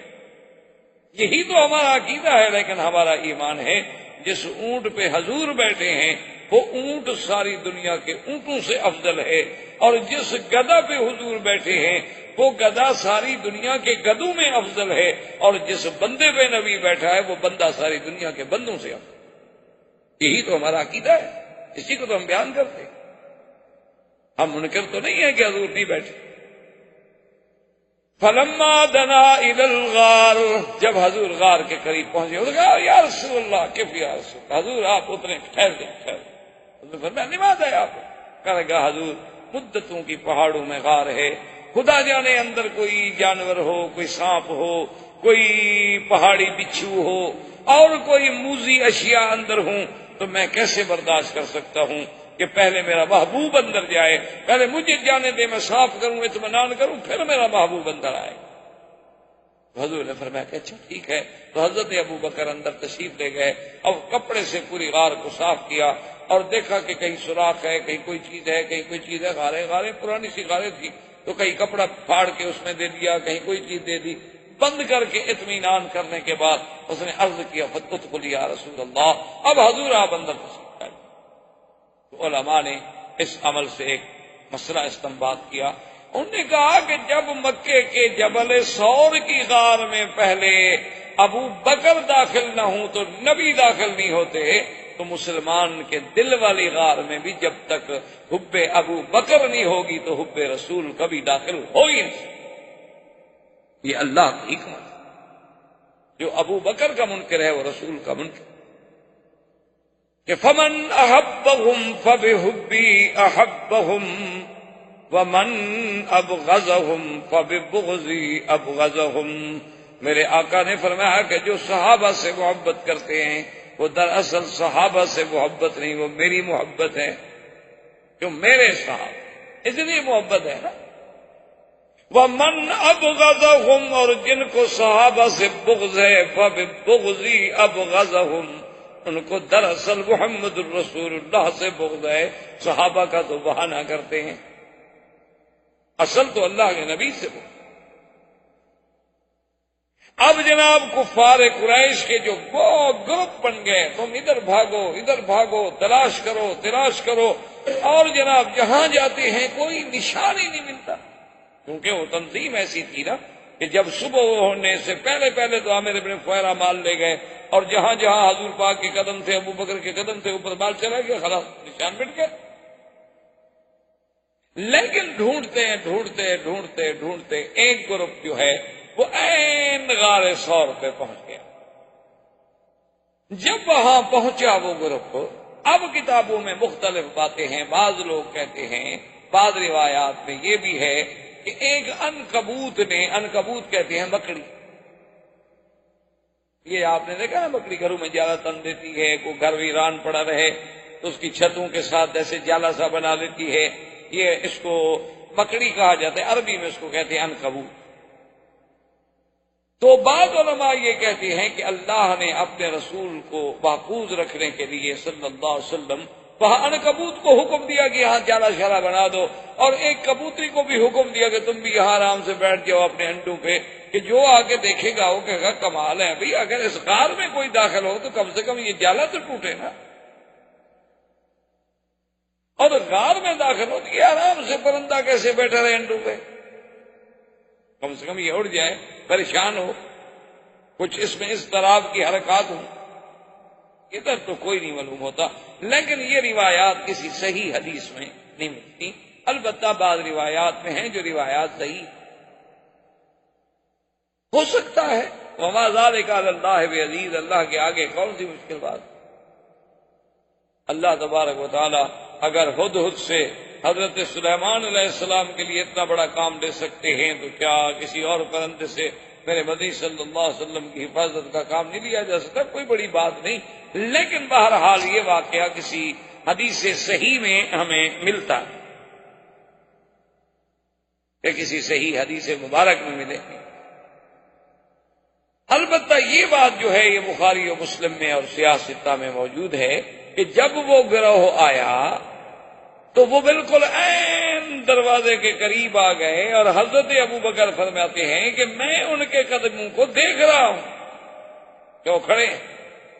اب اس میں بھی دو روایات ہیں، بعض علماء فرماتے ہیں کہ وہ دروازے پر تھے، اور بعض کہتے ہیں کہ نہیں وہ پہاڑ کے اوپر تھی، یہ تو غار تھی نا، اوپر تو پہاڑ تھا نا، تو اوپر جو تھے تو اس میں کوئی ایک دراڑ تھی جس سے وہ نظر آتے تھے۔ لیکن زیادہ روایات یہی ہیں کہ وہ دروازے پر تھے. یعنی یوں اگر مڑ کے دیکھا جائے تو حضرت ابو بکر گھبرائے تو انہوں نے فوراً کہا کہ یا رسول اللہ لو نظر احدهم تحت قدمیہ لابصرنا. میرا مدنی اگر ان میں سے کسی نے صرف اپنے پاؤں کے نیچے بھی غور کر کے دیکھا تو نیچے تو ہم بیٹھے ہیں نظر آ جائیں. اللہ اکبر. حضور نے فرمایا ما ظنک باثنین اللہ ثالثہما.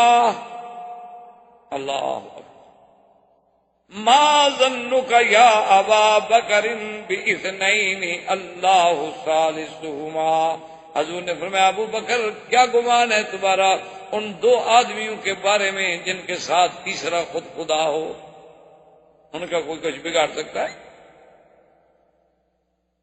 اسی کو قرآن نے اتارا. قرآن اللہ کا جبریل لایا الا تنصروه فقد نصرہ اللہ اذ اخرجہ الذین کفروا ثانی اثنین اذ ہما فی الغار. اللہ نے فرمایا کہ دیکھو اللہ نے کیسے مدد کی. کب؟ اللہ فرماتے ہیں کہ جب کافروں نے میرے بدری کو اور ابو بکر کو نکالا اذ اخرجہ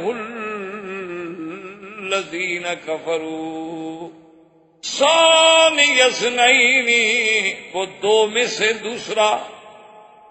اللہ نے یہ نہیں فرمایا اثنین بلکہ فرمایا ثانی اثنین اذ ہما فی الغار، کہ وہ دو میں سے دوسرا. یعنی قرب نبی کا، صحبت نبی کا، تقرب رسول کا اتنا رنگ چڑھا ہے کہ اب ابو بکر بھی گویا نبی کے برابر آ کے دوسرا بن گیا. ورنہ کہتے اللہ پاک فرماتے ایک نبی اور ایک ابو بکر. فرمایا ثانی اثنین اذ ہما فی الغار اذ یقول لصاحبہ لا تحزن ان اللہ معنا، کہ جب اللہ کے حکم سے مدنی مصطفیٰ فرما رہے تھے اپنے صاحب کو کہ لا تحزن، غم نہ کر، اللہ ہم دونوں کے ساتھ ہے. اللہ کی معیت جب ہمارے ساتھ ہے تو دشمن کیا بگاڑ سکتا ہے. اس لیے علماء نے لکھا ہے کہ کسی صحابی کے صحابی کے لفظ کا انکار کرنے سے بندہ کافر نہیں ہوتا، مگر ابو بکر کے صحابی ہونے کا انکار کرے تو کافر ہو جاتا ہے. کیونکہ ابو بکر کو تو اللہ نے قرآن میں صاحب کہا ہے نا. تو اللہ کے قرآن کے تو ایک حرف کا منکر بھی کافر ہے اور ایک آیت کا منکر بھی کافر ہے اور سارے قرآن کا منکر بھی کافر ہے. تو قرآن کہہ رہا ہے کہ اذ یقول لصاحبہ، اور خدا کی شان ہے کسی میدان کا بھی واقعہ نہیں کہ کوئی بندہ یہ کہہ سکے کہ صاحب سے مراد یہ تھے، یہ نہیں تھے، یہ تھے، یہ نہیں تھے، کیونکہ غار میں یا محمد ہیں یا ابو بکر ہیں اور ہے کوئی نہیں، تو کوئی اور تو صاحب بن ہی نہیں سکتا نا. اذ یقول لصاحبہ لا تحزن ان اللہ معنا. اللہ کی شان دیکھیں، یہاں ایک ابو بکر کی شان ہے اور ایک میرے مدنی محمد مصطفیٰ کی شان ہے. کیوں؟ علماء نے لکھا کہ دیکھو کہ جب موسیٰ علیہ السلام کے ساتھ ان کی قوم اللہ اکبر مصر سے نکل کے جا رہی تھی اور پیچھے فرعون لشکر لے کے آ گیا تو قوم گھبرا گئی، ڈر گئے. پہلے بھی تو بڑے کچھے ہوئے لوگ مظلوم، کیونکہ جو لوگ کافروں کے ملک میں رہتے ہیں نا ان کو پتا ہے نا کہ مسلمانوں کی زندگی وہاں کیسے. یہ تو الگ بات ہے کہ اللہ نے مسلمانوں کو جہاں حکومت دی انہوں نے کبھی اقلیت پہ کبھی کافروں پہ ظلم نہیں کیا، لیکن جب کافروں کو طاقت ملی آج بھی اسپانیہ اور غرناطہ کی مسجدیں گواہ ہیں کہ کفر کیا کرتا. آج بھی تاریخ ہے، حقائق ہے، موجود ہے. آپ کو صفو میں دیکھ لیں، آپ سربیا کے احوال پڑھیں، آپ کشمیر کے احوال پڑھیں، آپ دیکھیں کیا کیا نہیں ہو. ظلم کی وہ کون سی قسم ہے جو مسلمانوں پہ آزمائی نہیں جاتی؟ وہ ظلم کا کون سا ایسا نیا طریقہ ہے؟ میرے خیال میں اگر آج اللہ تاتاریوں کو، ہلاکو کو، چنگیز کو ان بدبختوں کو بھی زندہ کر دینا، ان کو بھی یہ طریقے ظلم کے نہیں آتے جو مسلمانوں کے خلاف آزمائے جائیں۔ لیکن تاریخ اٹھا کے دیکھ لیں کہ مسلمانوں نے کبھی کسی کافر پہ، کبھی کسی کافر اقلیت پہ ظلم نہیں کیا، ان کا تحفظ کیا، ان کے معابد کا، ان کے مندروں کا، ان کے گرجاؤں کا، ان کے کلیساؤں کا ان کی حفاظت کی۔ بلکہ حضور حکم فرماتے تھے کہ کبھی جنگ میں دوسرے مذہب کے کسی پادری کو، کسی راہب کو قتل نہ کیا کرو جب تک کہ وہ خود تلوار نہ۔ اب یہ شان دیکھیں، انہوں نے کہا کہ جب موسیٰ علیہ السلام جا رہے تھے تو قوم گھبرا گئی کیا؟ انہوں نے کہا کہ آگے دریا ہے اور پیچھے فرعون کا لشکر ہے، اور لشکر کے کوئی تھوڑا سا نہیں ہے، یعنی 6 لاکھ فوج لے کے فرعون تعاقب کر رہا۔ تو موسیٰ علیہ السلام کے پاس آئے، انہوں نے کہا کہ جی ہم تو مارے گئے، آگے جاتے ہیں دریا ہے، دریا میں کوئی پل نہیں، کوئی کشتی نہیں، کوئی قصہ نہیں، اور اگر ٹھہرتے ہیں تو ہم کیا مقابلہ کر سکتے ہیں؟ 6 لاکھ کی فوج آ رہی ہے فرعون کی۔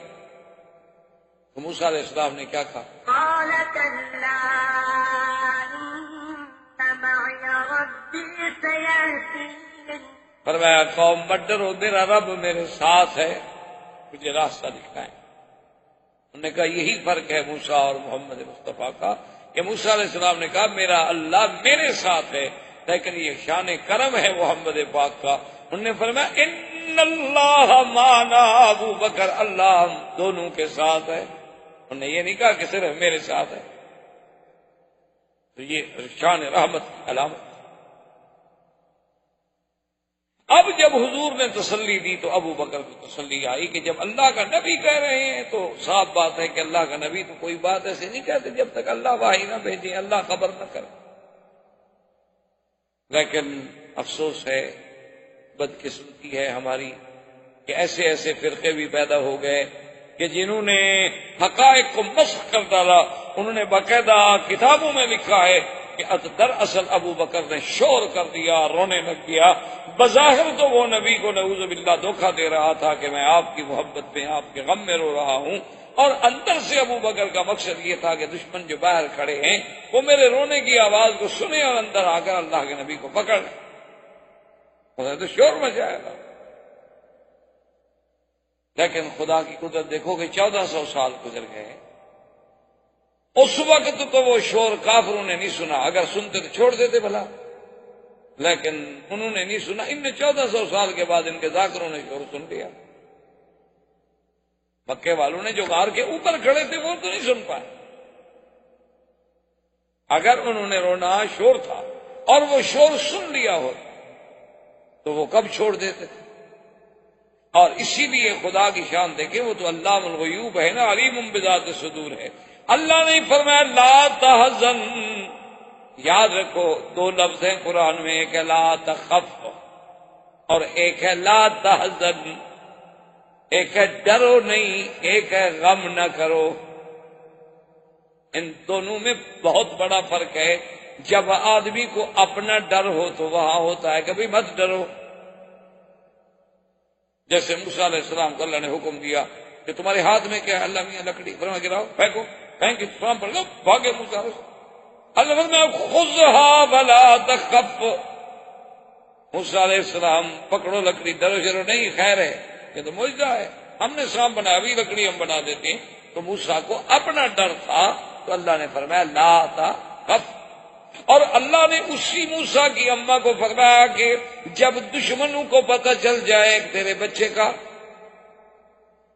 وأوحينا إلى أم موسى أن أرضعيه فإذا خفت عليه فألقيه في اليم ولا تخافي ولا تحزني إنا رادوه إليك وجاعلوه من المرسلين۔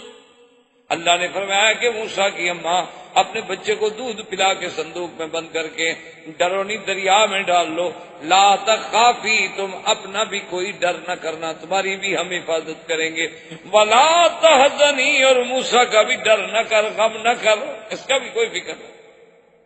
انا رادوہ الیک، ہم موسیٰ کو تمہاری طرف لوٹائیں گے، وجاعلوہ من المرسلین، اور ہم موسیٰ علیہ السلام کو مقام رسالت بھی عطا فرمائیں گے۔ تو اللہ نے یہاں بھی کیا فرمایا؟ اللہ نے فرمایا اذ یقول لصاحبہ لا تحزن، میرا بدنی اپنے سنگی کو، ساتھی کو، صاحب کو کہہ دے کہ وہ تیرا غم نہ کرے۔ وہاں بھی ابو بکر کو غم تھا تو محمد مصطفیٰ کا تھا، نہ اپنا فکر تھا نہ غم تھا۔ اللہ نے لا تخف نہیں فرمایا بلکہ لا تحزن کا لفظ فرما کر ہمیشہ کے لیے دشمنوں کا منہ بند کر دیا۔ حضور صلی اللہ علیہ وسلم غار میں ہیں اور پوری کفر کی طاقت جو ہے نا جناب وہ تلاش میں ہے، لیکن اللہ کی شان ہے کہ ایسا نظم ہے، اور یہ سعادت ملی تو صرف صدیق کے گھرانے کو ملی ہے کہ غار کا ساتھی ہے تو ابو بکر ہے، اور سارے دشمنوں کی خبریں لانے والا ہے تو عبداللہ ابن ابی بکر ہے، ابو بکر کا بیٹا ہے، اور نقش مٹانے والا ہے تو ابو بکر کا غلام عامر ابن فہیرہ ہے، اور طعام پہنچانے والی ہے تو ابو بکر کی بیٹی ہے، اور راز نبوت کے لیے مار کھانے والی ہے تو وہ ابو بکر کی بیٹی ہے، جس کو اللہ اتنی نعمتیں دے اس کی شان میں کون کمی کر سکتا؟ یہ تو ہماری کم عقلی ہے، ہمارے ان دوستوں کی کم عقلی ہے کہ جن کو آج تک اصحاب رسول کی عظمت اور مقام جو ہے وہ سمجھ نہیں آ سکتا۔ روزانہ باقاعدہ تنظیم سے عبداللہ ابن ابی بکر جا کے حال پہنچاتے کہ یا رسول اللہ آج کافروں نے یہ کیا یہ کیا یہ کیا۔ عامر ابن فہیرہ مال چراتے چراتے نقصان مٹاتے ہیں اور 7 بکریوں کا دودھ پہنچا دیتے ہیں۔ بی بی اسما کھانا پہنچا دیتی ہیں عامر ابن فہیرہ کو، اور عامر ابن فہیرہ آگے کھانا پہنچا دیتے ہیں، اور ایک دلیل ہے راستہ دکھلانے والا وہ یہودی ہے۔ اسی لیے علماء نے لکھا کہ اگر اللہ چاہتے تو جو خداوند قدوس معراج کی رات میں بیت المقدس کو اٹھا کے اللہ کے نبی کے سامنے کر سکتے ہیں تو کیا مدینے کا راستہ نہیں دکھلا سکتے؟ حضور صلی اللہ علیہ وسلم کے لیے مدینے کا راستہ کھول دینا کوئی مشکل بات ہی، سارا مدینہ سامنے کر دیں، لیکن امت کو سبق دینا تھا کہ اگر کوئی راستے کے امور میں، کسی جہاز رانی میں، کسی راستے کی سفر کی معلومات کے لیے، دنیاوی علوم حاصل کرنے کے لیے اگر یہودی نصرانی کافروں سے معاملہ کیا جائے تو کوئی منع نہیں۔ اس لیے جو دلیل تھا، جس کے ذمہ تھا کہ تم نے ہمیں خفیہ راستے سے مدینہ منورہ پہنچانا ہے، وہ کافر۔ اچھا خدا کی شان ہے کہ وہ کافر بھی اتنا پکا تھا کہ اس نے آخر وقت تک غداری نہیں۔ آج کا کوئی مسلمان ہوتا نا تو بڑا اعلیٰ سودا کرتا ابو جہل سے، کیونکہ آج کل تو مسلمان ماشاء اللہ مانا یہی ہوتا ہے نا کہ ہر بات پہ کمیشن، ہر بات پہ سودا، تو اس نے بھی غداری نہیں۔ اب حضور صلی اللہ علیہ وعلا آلہ واصحابہ وسلم تسلیما کثیرا کثیرا 3 راتیں رہنے کے بعد کار سے، اب کافر تو تھک گئے، 3 راتیں کو مذاق تو نہیں ہوتی نا کہ 3 دن اور 3 رات پورے مکے کے راستے سارے جو ہیں کنکھال ڈالو اور کہیں سے کوئی خبر نہ ملے، تو ذرا وہ تھمے، اور حضور اپنے اونٹنیوں پر سیدنا ابو بکر کے ساتھ ایک خالص خفیہ طریق سے، خفیہ راستے سے، کار سے نکل کے آپ نے سفر اختیار فرمایا۔ اور صحیح حدیثوں میں واقع آتا ہے کہ یہ سفر ہوتے ہوتے ہوتے ہوتے جب حضور صلی اللہ علیہ وسلم، آج بھی آپ اگر مکے سے مدینہ منورہ جائیں نا اپنی گاڑیوں پر بھائی روڈ جائیں تو آپ نے دیکھا ہوگا کہ آپ یہی روڈ جو ہے طریق الہجرہ یا طریق المدینہ لے کے نکلیں تو آگے رابق سے پہلے پہلے جتنے سے راستہ آتا ہے اور وہاں یہ مکے والا راستہ بھی جا کے مل جاتے ہیں، پھر آگے جا کے ایک راستہ یوں آ رہا ہے اور ایک یوں جا رہا ہے، یوں آگے جا کے مل گئے۔ حضور پاک تو پہاڑوں سے آ رہے تھے نا، یہ جو راستے میں وادیاں ہیں جیسے وادی عثمان ہے، وادی قدید ہے، یہ ساری وادیوں کے قریب قریب پہاڑوں سے گزرتے ہوئے، کیونکہ اس زمانے میں اونٹوں کا سفر ہے، وہ کاریں ہیلی کاپٹر تو نہیں تھے۔ جب حضور صلی اللہ علیہ وسلم اس راستے پہ پہنچے جو راستہ سیدھا مکے سے آ رہا تھا، تو حضرت ابو بکر صدیق فرماتے ہیں فبکا رسول اللہ صلی اللہ علیہ وسلم، حضور رونے لگ گئے، آنسو مبارک آ گئے داڑھی مبارک پہ۔ حضرت صدیق نے عرض کیا کہ یا رسول اللہ کیا بات ہے، آپ کیوں اداس، کیوں رو رہے ہیں، مجھے بتائیں۔ حضور نے فرمایا کہ ابو بکر انی اتذکر مکہ، یہ مکے کی سڑک دیکھ کر مجھے مکہ یاد آ گیا۔